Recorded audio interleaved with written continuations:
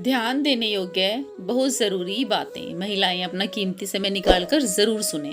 सबसे पहले है, यदि आप रात में नींद न आने की समस्या से परेशान हैं तो रोज़ाना एक लौकी का रायता ज़रूर खाएं और इसे कुछ दिनों में खाने से आपकी जो नींद की समस्या है वो ठीक होने लगेगी। नंबर 2, चेहरे पर बर्फ लगाने से तेल की मात्रा कम होती है। यदि मेकअप करने से पहले चेहरे पर आप बर्फ के टुकड़े को सूती कपड़े में लपेटकर मसाज करते हैं तो इससे आपका मेकअप भी अच्छे से ब्लेंड करने में मदद मिलती है और मेकअप अधिक समय तक टिका भी रहता है। नंबर 3, कई महिलाओं को सुबह सुबह बिस्तर पर ही चाय कॉफी पीने की आदत होती है। इससे उन्हें एसिडिटी और जलन की समस्या हो सकती है। तो आप सबसे पहले पानी पिएं उठ के गुनगुना सा, उसके बाद ही आप चाय कॉफी लें। नंबर 4, अगर आपके बाल झड़ रहे हों तो आप घर में, यदि अगर आपके अनार का पेड़ है तो अनार के जो फूल होते हैं उन्हें तोड़ लें और गुड़हल के फूलों को दही में पेस्ट बनाकर अपने सर में लगाएं। बाल कभी नहीं झड़ेंगे और बिल्कुल सिल्की हो जाएंगे।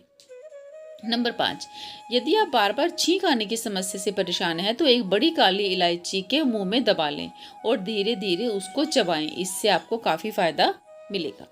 नंबर 6, यदि आप पैर के नाखूनों पर सरसों के तेल की मालिश करते हैं तो आपको आंखों में खुजली, लालिमा और जलन जैसी कोई भी समस्या है तो वो धीरे धीरे ठीक होने लगती है। नंबर 7, रोजाना एक सेब खाने से बीमारी आपके पास भी नहीं आती।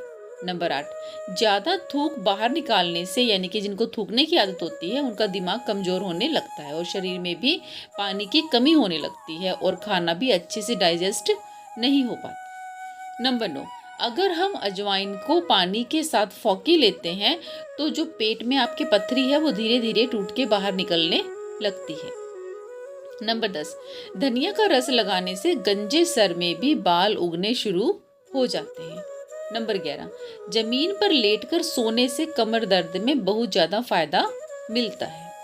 नंबर 12, जल्दी सोने वाला और जल्दी उठने वाला इंसान हमेशा तरोताजा दिखाई देता है और चेहरे पर भी ग्लो बना रहता है। नंबर 13, कभी भी हमको अपने हाथ की उंगलियां नहीं चटकानी चाहिए। इससे आपको हड्डी की बीमारियां भी हो सकती हैं और बताते हैं कि इनको चटकाने से आंखों के नीचे डार्क सर्कल्स भी होने लगते हैं, इसीलिए हमें ऐसा करने से बचना चाहिए। नंबर 14, अगर आपके घर में पढ़ने वाले बच्चे हैं तो आपको उनके स्टडी रूम या फिर पढ़ाई लिखाई का जो सामान रखा गया है, जो टेबल है, वहाँ पर आपको मोर पंख ज़रूर रखना चाहिए। इससे बच्चों का पढ़ने लिखने में मन लगता है, वह अपनी कक्षा में अव्वल रहते हैं और विषयों में उन्हें अच्छे अंक प्राप्त होते हैं। आप बच्चों की किताबों के बीच में भी मोर पंख को रख सकती हैं, इससे उनकी लिखावट भी प्रभावशाली होने लगती है। नंबर 15, दोस्तों अभी मैं आपको नए पुराने कपड़ों से जुड़े कुछ नियम बताने जा रही हूँ जो आपको ज़रूर से ज़रूर फॉलो करने चाहिए। सबसे पहले है, कपड़ा नया हो या पुराना, जलने और फटने पर उसे संभाल कर न रखें। यह अशुभ होता है और इसे पहनने से जीवन में नकारात्मक ऊर्जा का प्रवाह होता है। नंबर 2, गुड लक के लिए बहुत ज़रूरी है कि आप इस बात पर ध्यान रखें कि नए वस्त्र आपको किस दिन खरीदने चाहिए। शुक्रवार का दिन नए कपड़े खरीदने के लिए काफ़ी शुभ माना जाता है। नंबर 3, वहीं शनिवार के दिन अगर आप नए कपड़े खरीदते हैं तो आपको ऐसा करने से बचना चाहिए। शनिवार के दिन खरीदे गए कपड़े कभी भी फलते नहीं हैं। नंबर 4, शुक्रवार का दिन नए कपड़े खरीदने के लिए बेस्ट है। अगर आप अश्विनी, चित्रा और रोहिणी जैसे नक्षत्रों में कपड़े खरीद रही हैं तो फिर आपको शुक्रवार का इंतजार करने की ज़रूरत नहीं है, क्योंकि ये जो नक्षत्र हैं ये शुक्रवार से भी ज़्यादा शुभ फल देते हैं। नंबर 5, कपड़ा नया हो या पुराना, जलने और फटने पर उसे संभाल कर ना रखें, यह अशुभ होता है। इसे पहनने से जीवन में नकारात्मक ऊर्जा आती है। नंबर 6, अगर फटा और जला हुआ कपड़ा एकदम नया है और आप उसे फेंकना नहीं चाहते हैं तो आप उसे अच्छी तरह से रफू कराएं। रफू किए हुए कपड़ों को कभी भी किसी शुभ अवसर पर नहीं पहनना चाहिए। आप ऐसा करने से बचें। आप कोई और ड्रेस पहन सकते हैं और इन कपड़ों को किसी और पर्पस के लिए यूज़ कर सकते हैं।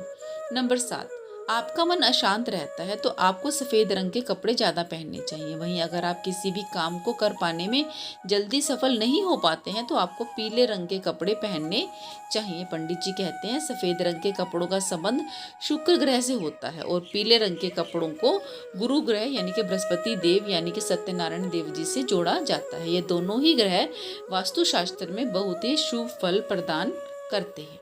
नंबर 8, अगर आपके कपड़े बहुत पुराने हो गए हैं और आप इन्हें पहनना नहीं चाहती हैं तो आप उन्हें घर पर इस्तेमाल करने की जगह आप किसी गरीब को या फिर किसी ज़रूरतमंद इंसान को उन्हें दान भी कर सकती हैं। ऐसा करना शनि दोष निवारण के उपाय में सबसे अच्छा माना जाता है। नंबर 9, अगर आप साफ कपड़े नहीं पहनते हैं तो आप कभी भी धनवान नहीं हो सकते।